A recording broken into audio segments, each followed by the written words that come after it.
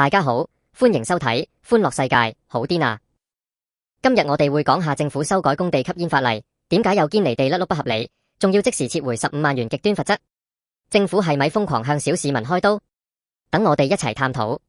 最近政府提出修訂公地吸煙法例，將罰則大幅提升至15萬元，意圖加強控煙。但呢個罰則一出，即刻引起社會譁然，好多公地公友同小市民都話離地到極，完全唔合理。政府之後急急撤回，成件事又變成一場鬧劇，令人質疑政策制定係咪脫晒節。今次法例修訂原本想規管公地吸煙，保障工人健康同安全，但15萬蚊罰款對於日曬雨淋揾食嘅工友來講，簡直係天文數字。好多個案顯示，工友可能只係食支煙唞啖氣，就要面對極端罰則，真係有啲矯枉過正。政府唔聽民意，一意孤行，結果被迫撤回，浪費時間同公帑。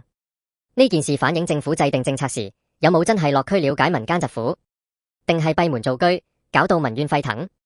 今次公地吸煙法例修訂，搞到滿城風雨。我最想同大家從政策同民意嘅落差呢個角度，深入拆解成件事。政府出發點係好，想保障工人健康同工地安全，但點解會變成堅離地甩碌？等我慢慢道來。首先，我哋要明白工地吸煙嘅實際情況。香港地盤工友日做夜做，為兩餐奔波，壓力大到大象都話死。食支煙對佢哋來講唔止係習慣，更係短暫放鬆同社交時刻。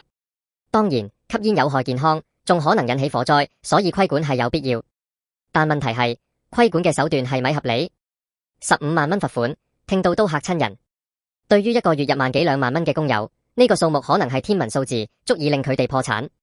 政府有冇諗過，咁重罰則會唔會令工友變成驚弓之鳥，反而影響工作情緒同效率？我聽過唔少工友分享，佢哋喺地盤角落頭食煙，已經好小心，避開易燃物，亦會去指定區域。但法例一刀切，罰則過重，令佢哋感到被針對。例如陳師傅，一個地盤工人，月入2萬蚊，如果唔好彩被罰15萬，等於佢7個半月收入，點樣負擔？佢話可能要靠借貸，甚至影響家庭生計。呢啲真實案例，政府有冇考慮過？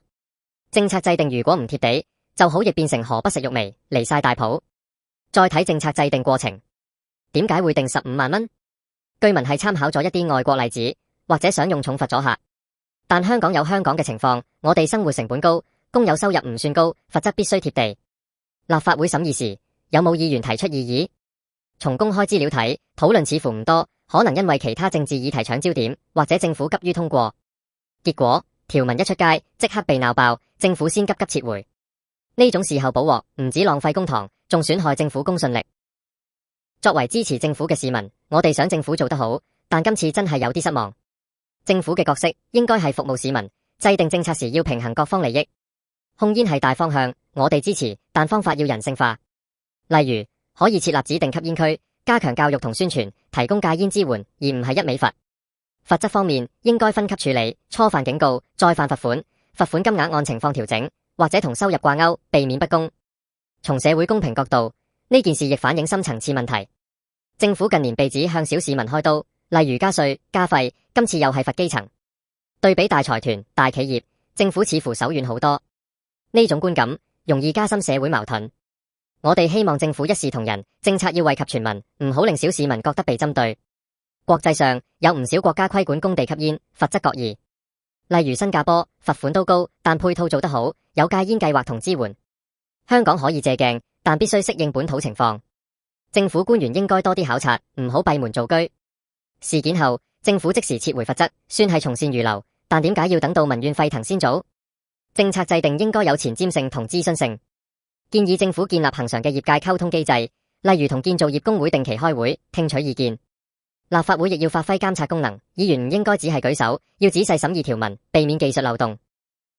長遠而言，政府應該培養耐心同細心，政策要經得起考驗。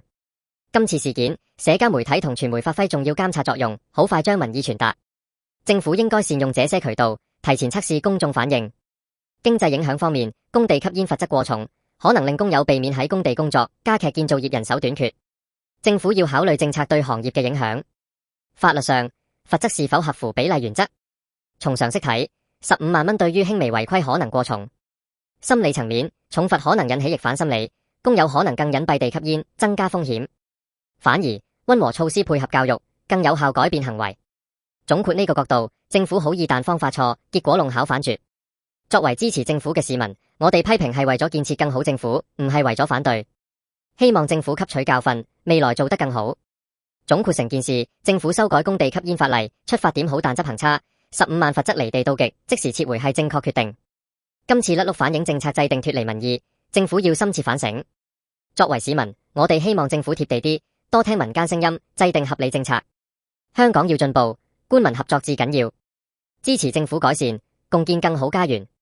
多謝大家收睇歡樂世界，記得訂閱、點讚、分享、留言分享你嘅意見。下次再同大家探討更多社會熱話，再見。